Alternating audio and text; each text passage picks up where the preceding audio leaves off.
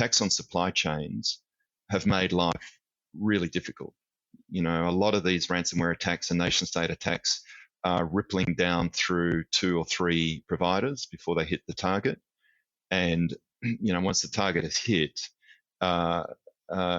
getting that information of what the incident was, what has actually happened, and what you should be doing about it is complicated. You're listening to KBcast, the cybersecurity podcast for all executives. Cutting through the jargon and hype to understand the landscape where risk and technology meet. Now, here's your host, Carissa Breen. John, welcome to the show. I'm really excited to have you here today because one, I've heard a lot about you in the market, which is good. And also I've been reading some of the reports, which we are going to base this conversation off today, about some of the observations that NTT has seen in the market. But before we sort of dive on into that, we always like to start our podcast off with talking about you and your journey. So please, John, can you walk our listeners through where you started to where you are now? Thanks, Carissa. And look, it's great to be here. It's great to be able to talk about one of my favorite topics, cybersecurity. And yeah, look, there's some really interesting aspects that have come out in the January report. So looking forward to getting into that. But yeah, where did I start? So I started off as with a few people in the industry as an engineer. I qualified as a electronics communications engineer out of Curtin University in good old West Australia. And I'll be honest, I had no idea where I wanted to go or where I wanted to head. And that's possibly a little bit of a characteristic of my career in different twists and turns. But by chance, I went to a small startup. And that startup was a company making data encryptors. And they weren't well known at that stage, but they were being used by sort of the top end of industry, banks, governments, and the like. And I became a design engineer, sort of helping design a bit of hardware and software, started coding. I think I pretty quickly realized, however, that I wasn't a good coder. And that always comes as a disappointment when you've spent 4 years getting a qualification. But, I realized that I probably had a better nature towards support and communicating with people. And by fortunate chance, I got offered a role in Europe, firstly based in London and later in Brussels, to set up and run the technical support side of that data encryption company. And I spent a glorious couple of years talking to some of the most interesting companies, governments, police. Did a lot of work with SWIFT, the big international money transfer organization, and really learnt the art of understanding and seeing the diversity of sort of different environments, networks, and starting to think about how to secure them.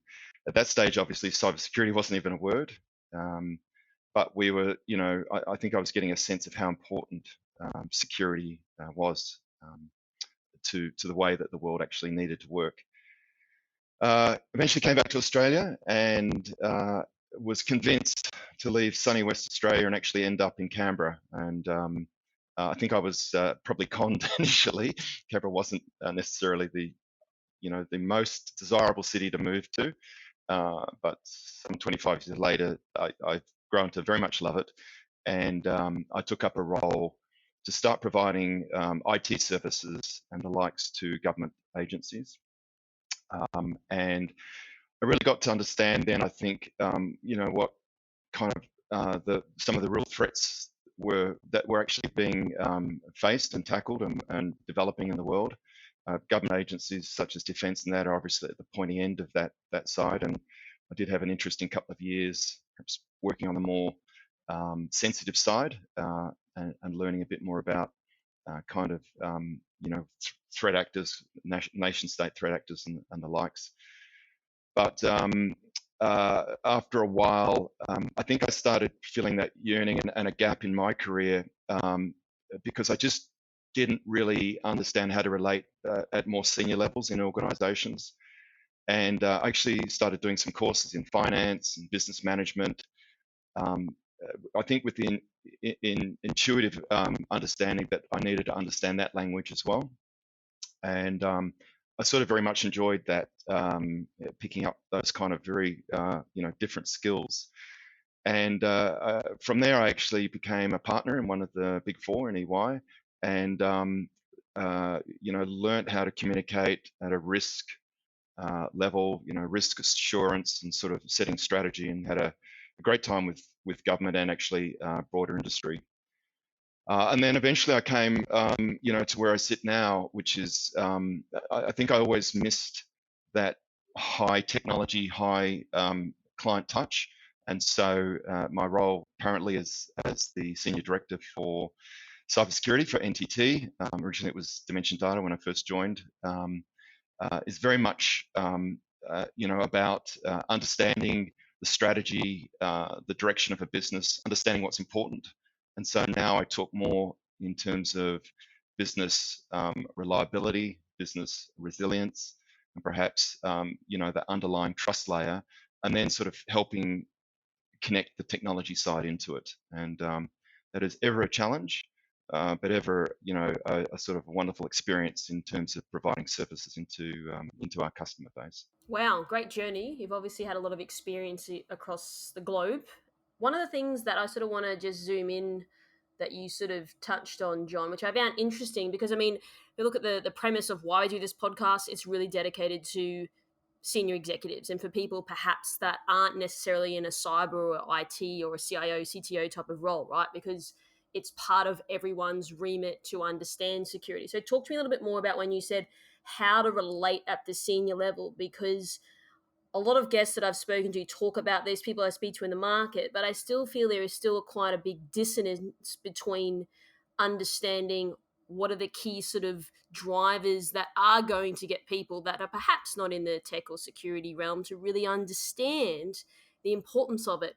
And you said something before around how important security was early in your career. So I'm keen to understand a little bit more about how do we sort of get better alignment on that front from your experience? Yeah. And I don't think I'm going to have the perfect answer on this one because it's still, as you're quite aware, I think a topic that we all need to get our heads around and sort of get better at. But just to relate to the earlier part of my career, one of the most difficult aspects of that was actually explaining to people why they needed to encrypt all their data, all the links and lines that they had. And I just saw blank looks at those executive levels saying, well, who's going to intercept us? This is surely an overblown kind of requirement. And it was only really, government and sort of banks and that really realized that actually, no, there's a real risk and there's a real implication if people sort of tap into our lines and start creating havoc. I think wind that forward to today, and there are a few now that don't see the material risk to their business. But there is still a dilemma of describing what's the right priority, how do we really quantify that risk to a point where a CEO can make a decision. And like we have a broad spectrum of customers in Australia, and the ones I really relate to, I think, are perhaps not the ones at the cutting edge. The banks and defence, they understand it, and they have effectively unlimited budgets, and so they can throw a lot at it. But go to a hospital or a health group, and a CEO has to make a decision between implementing a 2FA or a stronger identity schema versus getting a X-ray machine or an imaging machine that will make save lives. So how does someone come to make that balanced decision of spending on security, which doesn't have a direct return on investment, versus on a better widget technology or something that you can materially feel is actually going to benefit you? And I think one of the things that we have to do is get really good at describing, that aspect of business resilience. So how long can you afford to be down? What happens if this scenario X, Y, Z occurs? Are you willing to accept that? And our job is to describe the priorities, or help describe the priorities, but also help describe the implications, and then plug that technology layer in. And I never want to sort of detract from how important the right sort of technology is. That is vital, and we see people making the wrong decisions every day. But we do need to get to a point where the business can see that correct balance and are willing to invest in something that we see as vital these days. And we see the damage done, and indeed we've worked with a lot of hospitals and health groups in recovering from ransomware and the likes, and it's immensely destructive and distressing for a lot of people. So it's such a vital area to get right. So true. I've also worked in a bank, and they do have big budgets. So one of the things I'd like to get into now is I read the report. So we are going to link the recent NTT monthly threat report in the show notes so people can download it if they want to go into explicit detail. But we've got John here sort of giving us the clip notes. One of the things I'd like to talk about, which was interesting when I read the report, was the top 5 trends for 2022. Now, some of them I weren't probably surprised about, but it's sort of curious from my point of view to hear why that's the case. So perhaps if you could provide what the top five trends are, and then maybe understand like why they are the top 5 trends. Yeah, and you're right. They're not necessarily surprising. And we've used the word trends rather than predictions. So we're being careful. But I think they're important for CISOs and security folk to understand what's coming, because it's a bit like that quote, I skate to where the puck is. You really need to be thinking 6 months, 12 months ahead of the game. And so these sort of trends are super important and worth spending a bit of time on. No surprise, we're going to mention ransomware right at the top.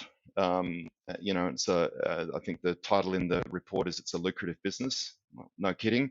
And last year was just scattered with the most heinous crimes of disruption, of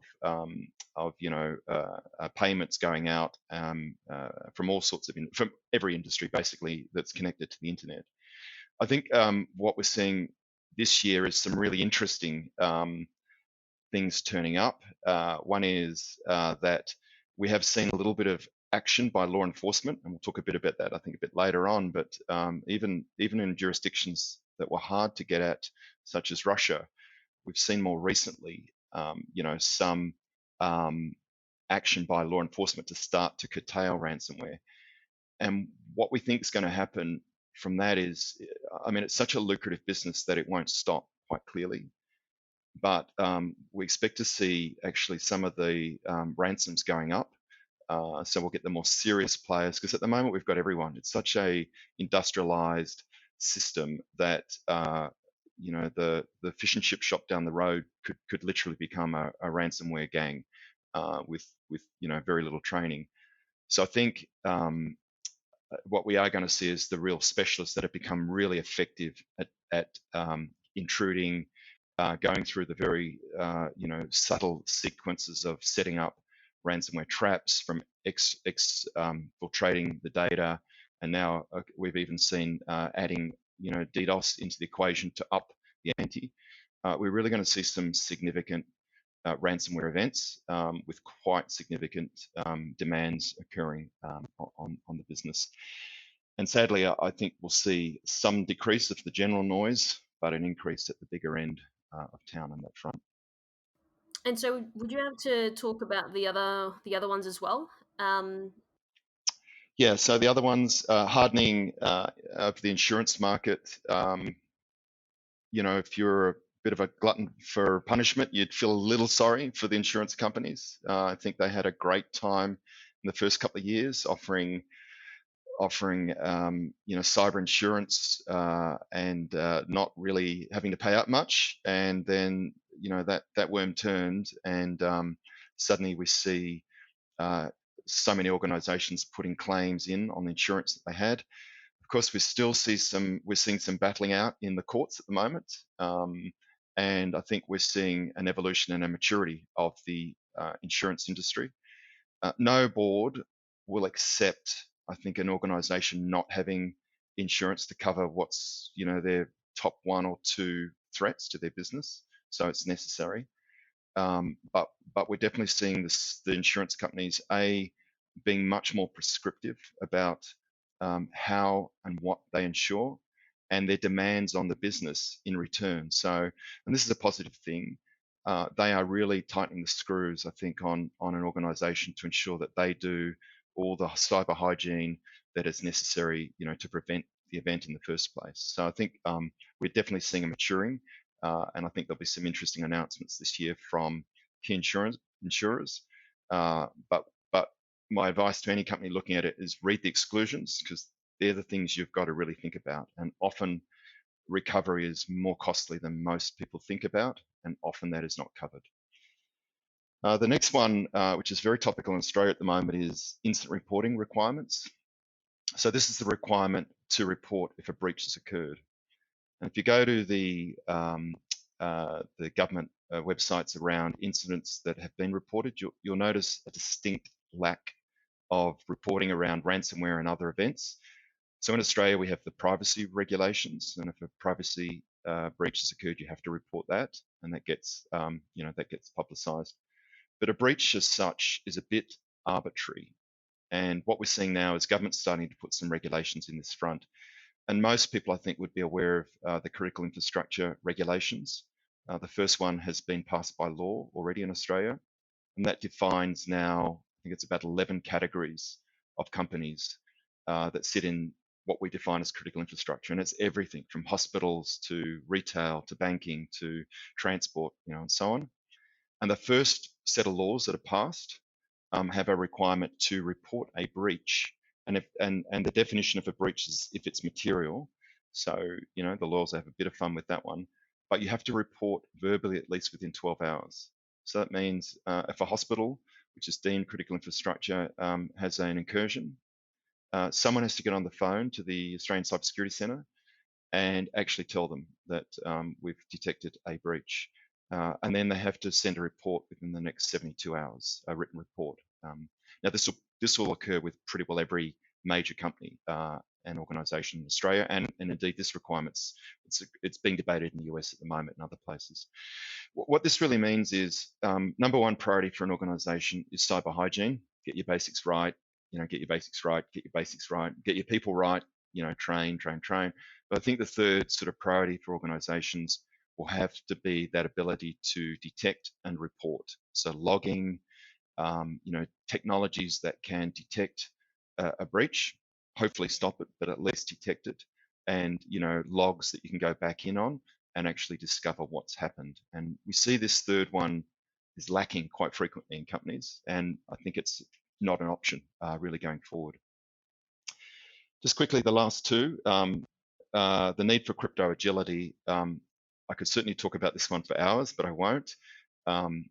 And no prediction or trend would be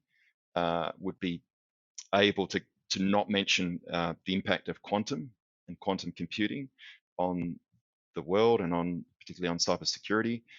I will not make a prediction that an active and usable computer, a quantum computer, will appear on the market next year. I think that's still a few years off. But the way the security industry looks at, you have to, especially with information, and it's all about information security these days, is you have to think about how long does that information need to be held securely, held encrypted, and so on. And quantum just breaks open the paradigm of using standard algorithms and standard key sizes and even standard public key systems to contain and hold that information securely. And so there's a lot of work being done on a couple of areas, and actually 2 Australian companies leading in this area or doing a lot of work. One in my own hometown, Canberra now, Quintessent Labs. They've done a lot of work on what they call quantum random number generators, so QRNGs. So these are generators that make sure that the seeds are extremely random. That's extremely important if quantum computing becomes a reality. The second thing is quantum key distribution. So a lot of the public key systems will not be strong enough going forward, and so they need alternative ways of distributing keys. And then finally, there's quantum resistant algorithms. There's I think about 26 that are currently in with NIST that are being reviewed by all the crypto experts in the world to see which ones will be suitable. And crypto companies, VPN providers, any of those companies that are providing technology need to be factoring these sort of technologies into their products today, because in 5 years' time it'll be too late should that quantum computer appear. And the final trend, if you like, is increases systematic risk. And so increase in systematic risk is all about the growing threat landscape that our businesses sit on.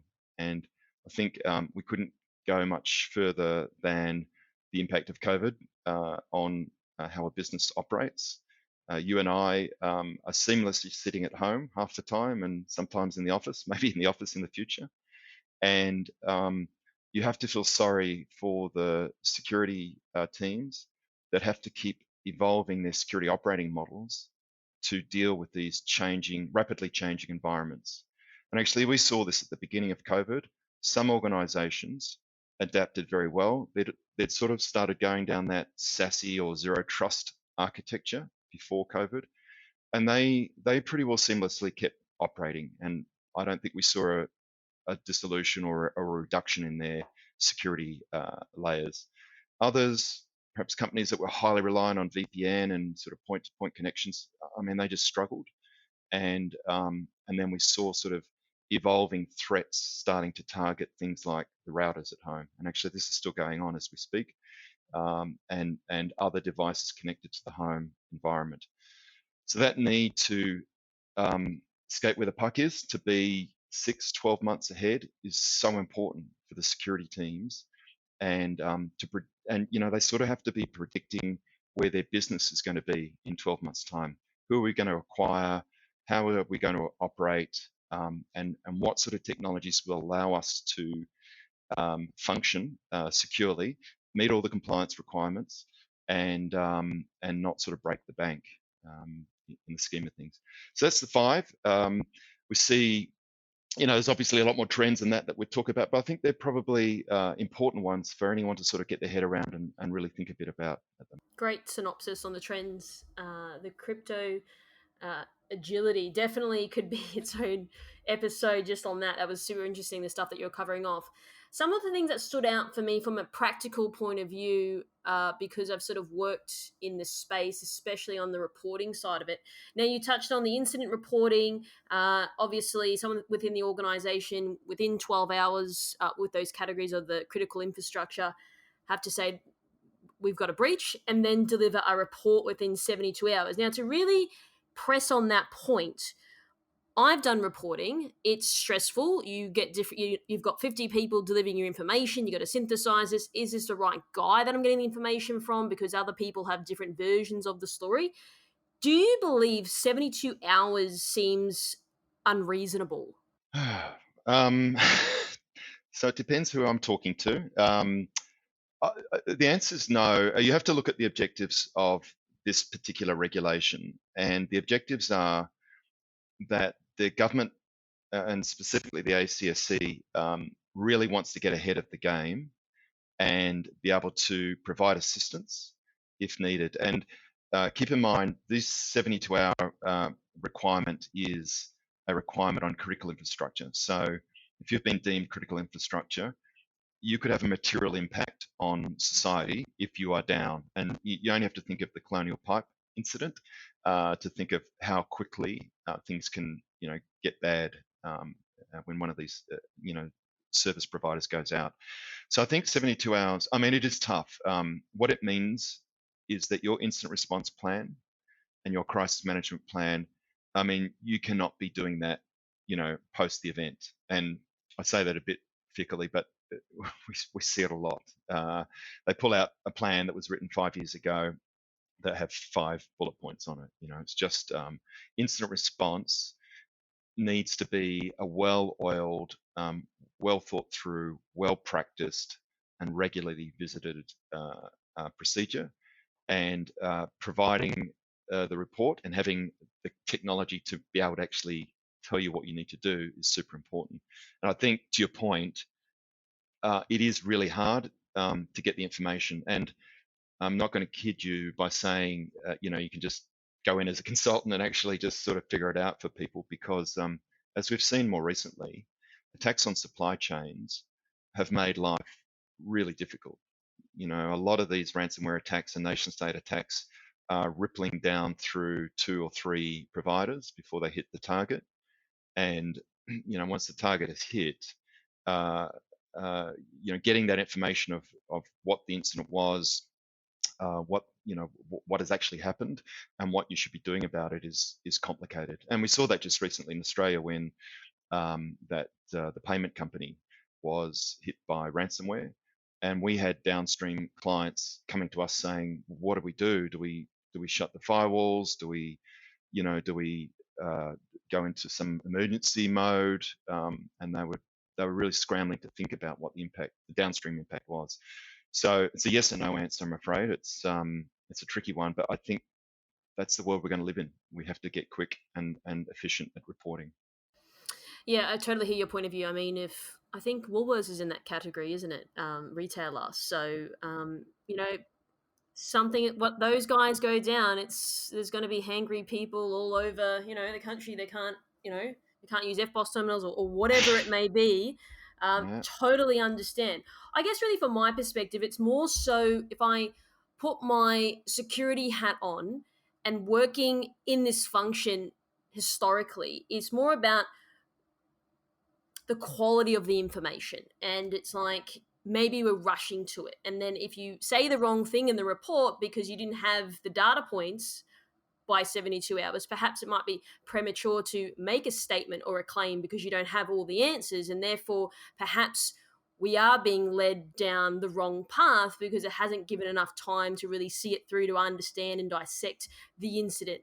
So what are your thoughts on that? Just that point specifically. I get the critical infrastructure side of things from a consumer perspective, but more from that security point of view of perhaps saying the wrong thing, and then people taking that as fact and running with it.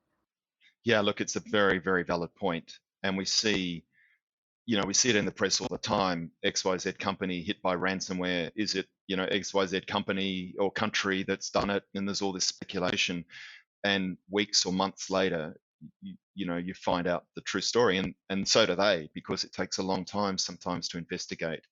And I think it's a very pertinent point that knowing what's defined as a breach, and then being able to kind of figure out whether it is a real breach or has someone done something inadvertent, is extremely difficult. And there will be a tendency with these short report times to get it wrong. I think that's almost certainly guaranteed.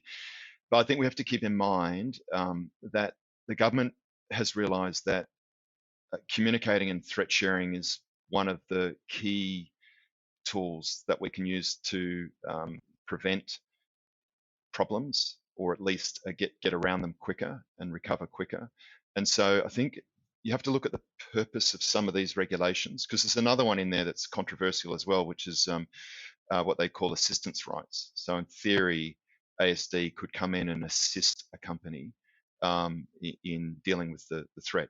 This is national security issues, of course, but both are actually there to really assist the company. And so if a company feels that a breach has occurred, some identities, some Office 365 email accounts have been taken out, then they might have the intelligence on on other similar clients and be able to quickly tell the business, look, we know what's happening because we've seen exactly the same pattern in 3 other companies. And those other companies, you just wouldn't be aware of that. This is not a public announcement when you declare a breach. This won't be published, as far as I'm aware, at least on, some big bulletin board that sort of puts you up in the lights. You're not going to appear on the Fin Review front page if you say, look, we think we've had an incursion, this is what's going on. I think this is government's attempt to start to coordinate better. But I take your point completely, because we have been there many times, sort of scratching our heads as to what's going on. And those early hours are very confusing. You don't know where on the timeline of the incident you're starting at. You don't know if it's misreading because some machine has just, got some corruption and it's beaconing to the wrong place or something. There's a lot of confusion at that early phase. I agree. Yeah, or someone's away on holidays, and then we got to call the guy up, and we can't get through to him because he's in the Caribbean somewhere. So, I mean, there's so many complexities to the problem, and then everyone starts stressing, and especially when you're the person delivering the report, pressure's on you. Um, so, switching gears for a moment now. Recently, NTT has forged a partnership with the National Cyber Forensics and Training Alliance. Talk to me about this. Yes. So the NCFTA, nice big long acronym, has been around for many years, but certainly is gaining prominence, I think, in its mission. And its mission is to share information between industries, academia, and law enforcement to make that process of detecting and responding to an incident much more effective and efficient, I guess. And so NTT has our own group, actually the same group that writes those monthly reports, the Global Threat Intelligence Group. And that is a team, a band of brothers and sisters that are involved in scanning threats. There's a lot of research work that NTT does on botnets and the like, and we do get involved in takedowns and investigations. And I think this was a natural extension of our involvement at a global level. We have been involved in Interpol, and the Forensics and Training Alliance is more US based. It's backed by the FBI, and we actually have a person that sits in one of their offices, as with a number of other companies. And when we see something happening or we're investigating a breach or some event from anywhere in the world, we can go to them and say, "Here's the threat indicators, the IOCs. Can you tell us anything about them?" And they might come to us. And we've seen some amazing takedowns. TrickBot, we published some of that Microsoft and NTT and many other companies and law enforcement agencies got involved in to sort of try and slow down these massive, botnets that were being used by ransomware gangs. Is an example of the sort of coordinated activity. But I think coming back to one of the other themes, your question about the need to report quickly, this is governments, not just in Australia, but all over the world, starting to understand the need to coordinate, to threat share in a better way. And that has to occur at a trusted sort of enclosed level. And so we need these groups, these committees, if you like, where you can securely swap information and just be more effective at taking down some of these big international groups. Operative sort of phrase you said is sharing information. Now, I've had people on the show before that have said in Australia, we need to share more. We don't share that often in comparison to other parts of the world. I'm curious to know from your perspective why that is and perhaps what the apprehension or reservation is between sharing. Yeah, sharing's a two-way thing. I could probably go into the philosophy of, the importance of trust and the likes.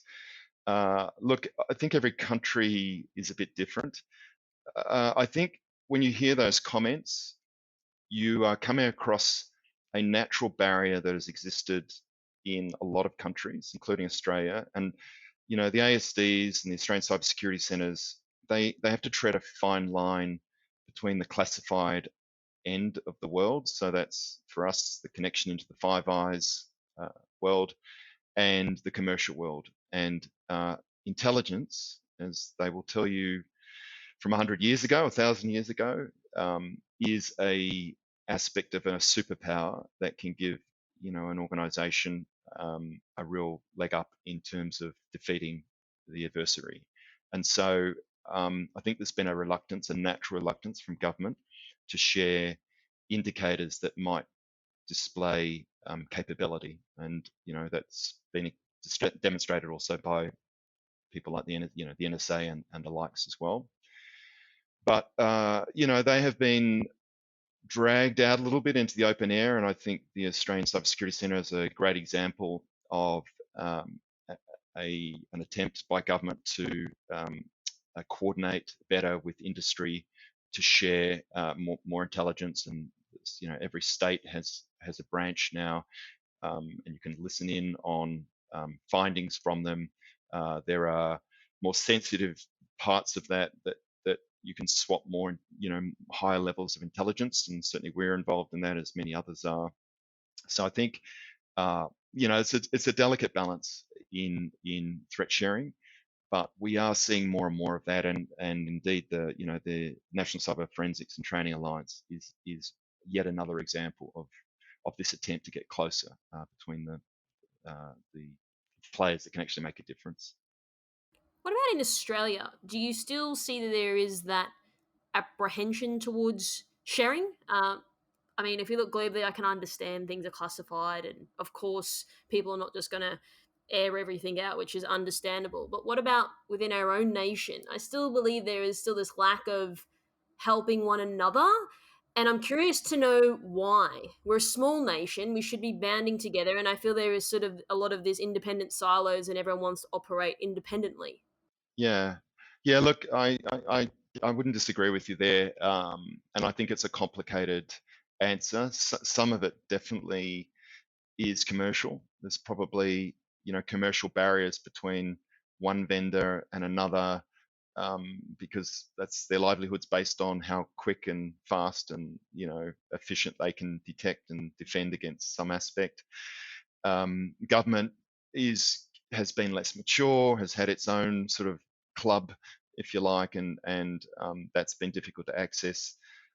And perhaps it's a bit in our psyche not to talk about the dark side so much, the events. I mean, you don't hear that many organisations coming out and talking more openly about issues they've had. That's starting to change. I have to say, it's refreshing to hear some big companies talk about their experience with ransomware, and how they what happened and how they dealt with it. So I think, but yeah, maybe there's a bit of everything: commercial, cultural, and other issues that are going on. But to your point, I think we need to work out ways of getting around that, because threat sharing, as I said right at the beginning, is certainly a superpower, and it's something that gives you that advantage. Would you say focusing on the individual, they are worried personally? So, for example, if they're a CISO of a large organization, breach happens, they're fired for whatever reason, then they've got to talk about it. That potentially damages their personal brand, which may prohibit them from getting the next role, because it's like, oh, well, you're the guy that got fired from the breach. I'm not going to necessarily hire you. And you've just told me about everything that you've done, which I don't agree with. Therefore, perhaps there's that reluctancy because of their own personal brand, which I can understand, right? Like it's still their livelihood, and they have to go out and get another job with everyone knowing their dirty laundry, so to speak. Oh yeah, yeah. Look, I mean, we're all human, and put yourself in their shoes, and I think you would be a bit reluctant. So that's a very natural issue, and I haven't read or heard too many Australian CISOs sort of falling on the sword, and even globally, if you think about it, there has been a few notable ones, and everyone talks about the short tenure of a CISO, but I actually think that's more due to the pressure and the difficult job a CISO has in spanning between the business objectives versus the security objectives. But there's certainly not that many stories. I mean, I've listened to a few podcasts, and they're so insightful on CISOs or security people that have gone through breaches. It's really humbling to hear them, and I think we in the industry have to be grateful for those security and others that have been willing to share their stories. You can see the really big impact on them personally. I think people underestimate what happens if a company does get breached, and if you're the one that is the representative person that's meant to be defending it, and you just hadn't implemented some technology, or you'd let some stupid thing go by because it wasn't high on your priority list. But I think it's a balancing it. There's some, if you're a CISO, you're going to have to meet compliance requirements, and that will sit on you because you're an officer of the business. But I think we have to be a bit more accepting um, of the errors that people make, and help them correct them. So, would you say because of the partnership that you've now put in place with NCFTA, will we see better alignment with the information sharing in the industry? Was that sort of like the impetus behind the partnership as well? Yeah, yes, I think the simple answer is yes, we will. It's a journey, however, it's not a destination, and I think that will be one of many vehicles. And look, we've seen initiatives come and go over the years. I have to say the encouraging thing about this alliance and some of the others that we're seeing are that they are more heavily involving government, particularly law enforcement, and kind of industry that can make a real difference. And so I think that we will see more of these occurring, and we've sort of got similar things forming here in Australia, and lots of organisations have links into law enforcement uh, as well. So, and perhaps we'll see a similar partnership perhaps start to emerge here. So I think so, and they are encouraging because law enforcement is proving to get better and better at the moment. I think they've been a bit back-footed with the rapid shift from what we call kinetic criminals to these virtual cyber criminals, and we're starting to see them really ramp up given the extent of losses to cyber crime. The next thing I'd like to focus on now, which I read in the report, is that Google announced its plan to phase out third party cookies. What are the changes that we'll sort of see from that? Yeah, well, it's quite a revolutionary statement, isn't it? Because cookies, not primarily, but have been heavily used to track who we are, what we're interested in, the nature of things that we do on the internet. And of course, organizations like Google monetize that. That's been the basis of their business case. And so to hear Google say that they're dumping them or will prevent them from operating on Chrome is might come as a surprise to some. I would say, however, if you've been reading the press, you will see that the pressure coming from governments all around the world on the need for these sort of organizations to step up privacy and protection of effectively the users of their technology has been growing. And of course, in Australia, I mean, we especially as we get close to election time, we don't need to go very far to recall the stories that some of these players, such as Google and Facebook, have really been hit with from government to sort of tidy up their act a bit. And Google have had this floating around for a while. I think they realised that their time of juicy tidbits from using these sort of technologies was going to have to disappear, and they came up with this thing called FLOC, FLOC, a while ago, and this was an attempt to still gain some information about you as the user, but to sort of obfuscate that a bit to the advertising community. And that one didn't quite make it. The privacy advocates sort of stomped on it a bit, and now they've come up with a tool called Topics. And Topics is likely to come in. They're talking about 2023, so next year sometime. And the kind of guarantee that you will have as a user using Chrome is that they'll still track some trends. So, if John Karabin is interested in, cars or mountain bikes or whatever, I may still see some shaped advertising coming to me, but the advertisers won't really have a sense of who I am, and the anonymousness of my interactions will not be disclosed. Now, this of course has also been taken up by other players like Apple, and it's all heading towards these privacy compliance. And I think if I was to say there was another trend that I didn't mention, trend number 6, it's the intersection of compliance and privacy is growing. And of course, Australia is heading towards a GDPR type framework. So is the US, so Singapore, many others, China, many companies are heading that way. And so I think these companies are getting on the front foot a little bit and gearing themselves up. It's the ones like Facebook/Meta that they had a dramatic drop in their share price when people realized that their main way of monetizing your use of their interface is selling the nuances of how you interact and what you're interested in to the advertisers. And so I think there's a lot of correction going to have to go in the market. I think this is a good thing. Most of us desire a degree of privacy, but it's a balancing act. I certainly, cookies were there for a reason to make the interface quicker. Certainly there to automate and speed up how I get around the internet. So there's some good there as well. And so I think we're going through a bit of a step change at the moment, trying to balance the experience you get with a company versus your right for privacy. And it'll be interesting to see how well that works out for some players, because I think some business models are going to be completely blown up with it.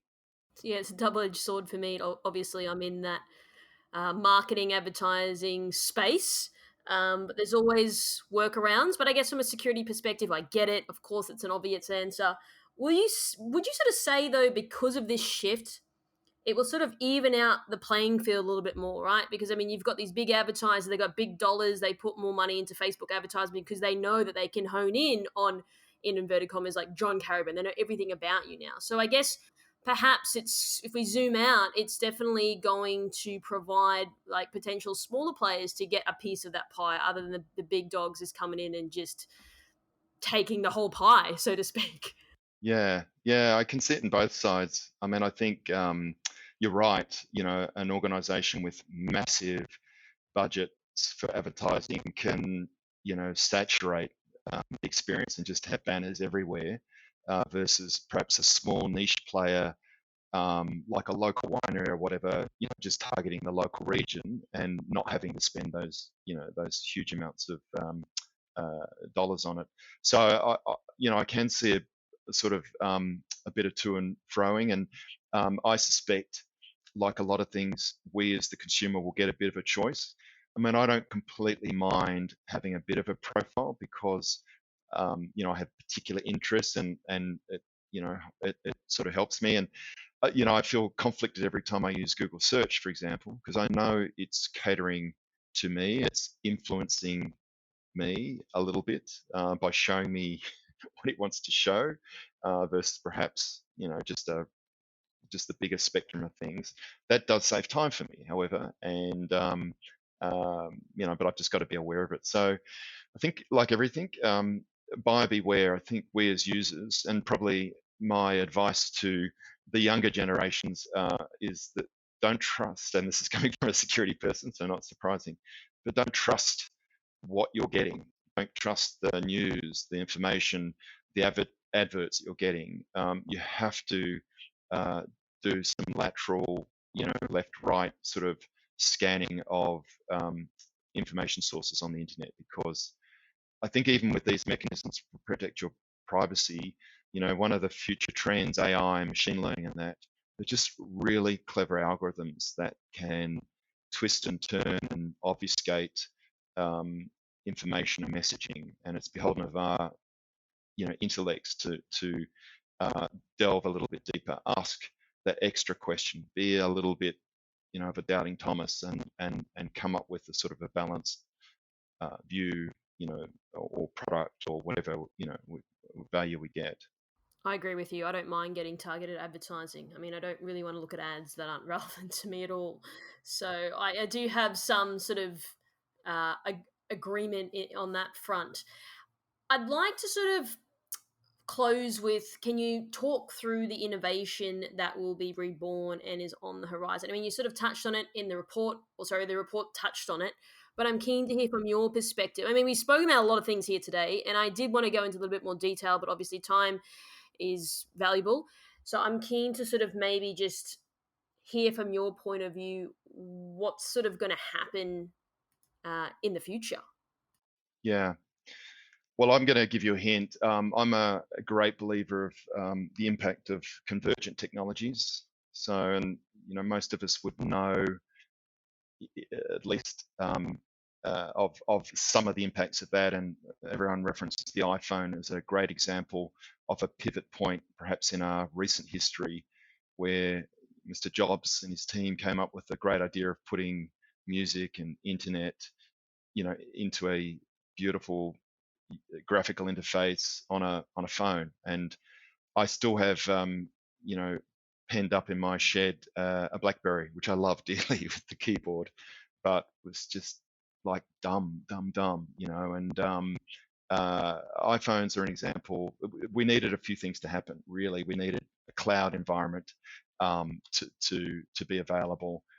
We needed the technology, touch screens to occur. We needed reasonable bandwidth over the air, and we needed processing power that could exist in that kind of phone. And they're convergent technologies. And I think we're getting close to a number of technologies that will leapfrog us again.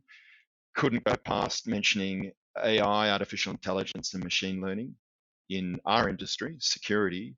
Already we're seeing massive changes and improvements in the way that we can deal with huge amounts of information and sift through the needle stack of needles and find that one threat indicator that's sort of pertinent to our business. And that's through sophisticated algorithms and an ability to sort of look for anomalies that just humans just couldn't pick up on.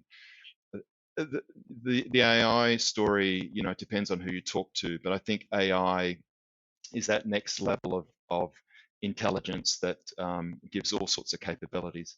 But by itself, great, but I think there's a few other things happening. We're seeing a massive, what we call edge computing capability. So this is the compute power that doesn't just exist in cloud environments, so virtual compute power, but now is extending out to the enterprise, and that's there to give high or low latency and high compute power to all those devices that are appearing, and suddenly the world of IT is appearing. But that in itself wouldn't do anything, except I think we're seeing a revolution now in communications technologies. So 5G, but forget 5G, it's all about 6G. And actually, NTT is part of a group called Next Generation Mobile Networks, NGMN, and that's 6G and 7G, and that's like 100 gig. And that technology will enable, things like the metaverse that we're actually starting to hear a bit about, but still not really capable of producing. Amazing technology to process and develop information via AI. And that compute power that will exist. I think we'll see some fundamental shifts. We're just about to put a paper out actually on Industry 4.0, which I won't go into, but that is that revolutionizing of technologies, systems, and people, and how we will sort of interact with the real world that we exist in. And I think we're on the cusp of perhaps that really interesting time. And I'd be negligent to say if it has to have secure by design underneath it all, because if you cannot trust that technology, well, then we might as well go back to the caves. John, thanks for making time today and walking us through the NTT monthly threat report, as well as talking about the trends, some of your personal observations, and what we can expect in the future. So really appreciate you coming on the show today. Absolute pleasure, and look forward to catching up soon. Thanks for tuning in. We hope that you found today's episode useful and you took away a few key points.